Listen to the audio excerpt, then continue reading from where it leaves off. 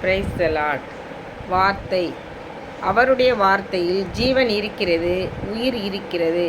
அந்த வார்த்தையானது நமக்குள் செல்லும்போது நம்மை பலப்படுத்துகிறது. பலப்படுத்துகிற கிறிஸ்துவினாலே எல்லாவற்றையும் செய்ய பலன் கிடைக்கிறது.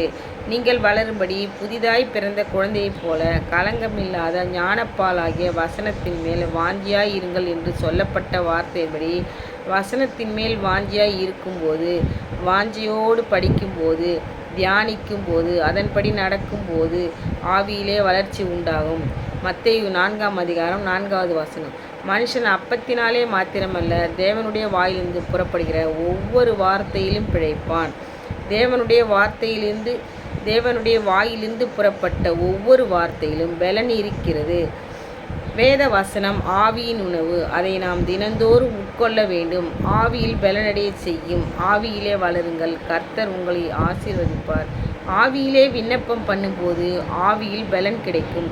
விசுவாசத்தோடு ஜெபிக்க வேண்டும். விசுவாசமில்லாத ஜெபம் பலனற்று போக செய்யும். ஆவியில் பலன் கொள்ள, ஆவிக்குரிய ஜீவியத்தில் வளர விசுவாசம் தேவை.